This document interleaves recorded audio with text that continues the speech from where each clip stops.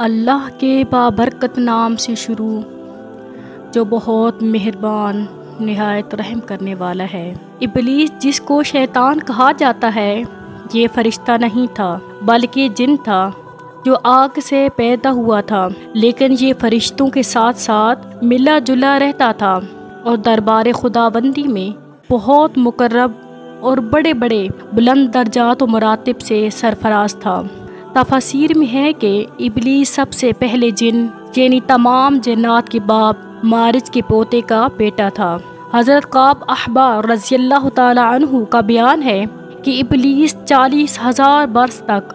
جنت کا خزانچی رہا اور 80,000 برس تک ملائکہ کا ساتھی رہا اور 20,000 برس تک ملائکہ کو واعظ سناتا رہا اور 30,000 برس تک مقربین کا سردار رہا اور 1,000 برس تک روحانین کی سرداری کے منصب پر رہا اور 14,000 برس تک عرش کا طواف کرتا رہا، اور پہلے آسمان میں اس کا نام عابد اور دوسرے آسمان میں اس کا نام زاہد اور تیسرے آسمان میں عارف اور چوتھے آسمان میں ولی اور 5ویں آسمان میں تقی، چھٹے آسمان میں خازن اور 7ویں آسمان عزازیل تھا،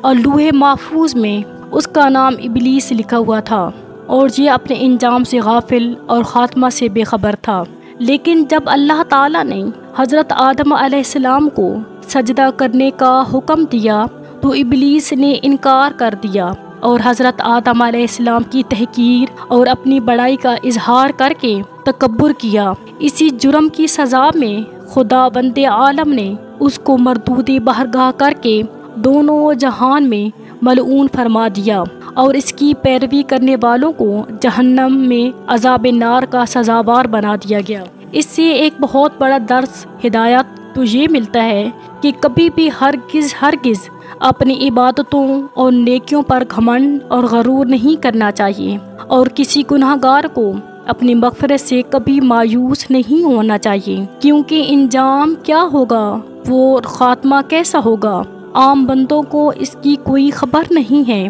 اور نجات و فلاح کا دار و مدار در حقیقت خاتمہ بالخیر پر ہی ہے۔ بڑے سے بڑا عابد اگر اس کا خاتمہ بالخیر نہ ہوا تو وہ جہنمی ہوگا، اور بڑے سے بڑا گناہ گار اگر اس کا خاتمہ بالخیر ہو گیا تو وہ جنتی ہوگا۔ دیکھ لو ابلیس کتنا بڑا عبادت گزار اور کس قدر مقرب بارگاہ تھا، اور کیسے کیسے مراتب و درجات کے شرف سے سرفراز تھا، مگر انجام کیا ہوا، اس کی ساری عبادتیں غارت و عقارت ہو گئیں، اور وہ دونوں جہان میں ملعون ہو کر عذاب جہنم کا حقدار بن گیا، کیونکہ اس کو اپنی عبادتوں اور درجات کی بلندی پر غرور اور تکبر ہو گیا تھا، مگر وہ اپنی انجام اور خاتمہ سے بالکل بے خبر تھا۔ حدیث شریف میں ہے کہ ایک بندہ اہل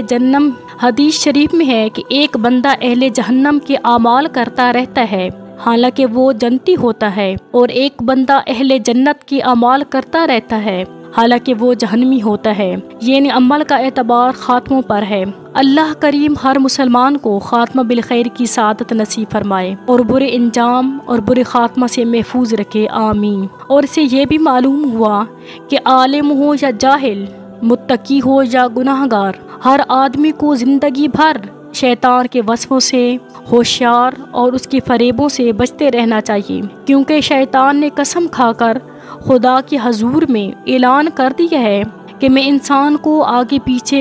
دائیں بائیں سے وسوسوں ڈال کر تیرے بندوں کو صراط مستقیم سے بہکاتا رہوں گا، اور بہت سے بندوں کو اللہ کا شکر گزار ہونے سے روک دوں گا۔ اللہ تبارک و تعالیٰ سے آخر میں یہی دعا ہے کہ ہمیں شیطان کے شر سے محفوظ فرمائے اور مرتے وقت کلمہ کی توفیق عطا فرمائے، آمین ثم آمین۔